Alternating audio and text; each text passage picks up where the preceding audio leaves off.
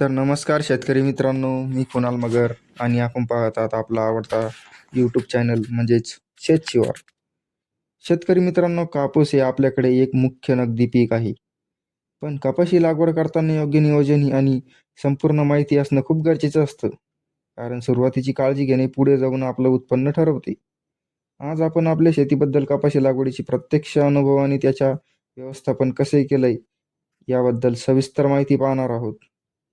Video खूप महत्त्वाचा होणार आहे, त्यामुळे शेवटपर्यंत नक्की बघा. तर मित्रांनो, आपण आपल्या शेतात 1 एकर क्षेत्रामध्ये कपाशीची लागवड केली आहे.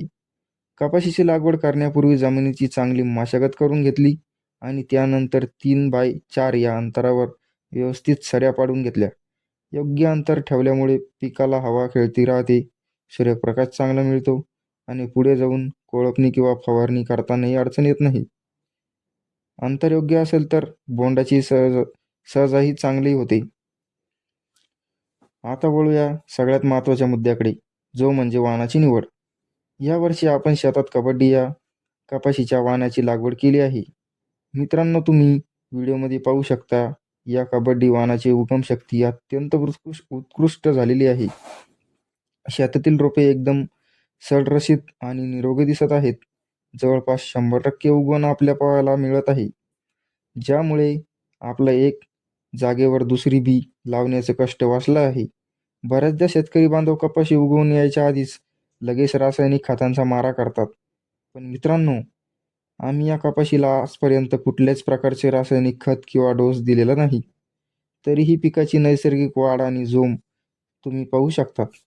पिकाला सुरुवातीला स्वतःची मूळ धरू देणे गरजेचे असते.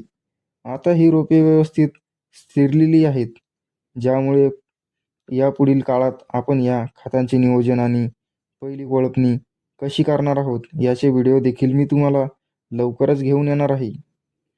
तर शेतकरी मित्रांनो, 3x4 अंतरावरील ही कबड्डी कपाशीची लागवड तुम्हाला कशी वाटली?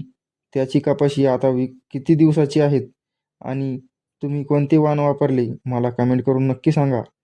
जर तुम्हाला ही माहिती आवडली असेल तर व्हिडिओला लाईक करा, आपल्या इतर शेतकरी मित्रांसोबत शेअर करा आणि जास्तीत जास्त आपल्या शेतशिवार यूट्यूब चॅनलला सबस्क्राईब करा. शेतातील शेजारील घंटा दाबा, जेणेकरून पुढच्या व्हिडिओमध्ये नोटिफिकेशन तुम्हाला सगळ्यात आधी मिळेल. धन्यवाद.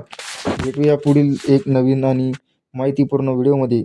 तोपर्यंत पाहत रहा आपलं चॅनल म्हणजेच शेतशिवार. माहितीचा अनुभव आणि शेतीचा दुप्पट नफा म्हणजेच शेतशिवार यूट्यूब चॅनल. धन्यवाद.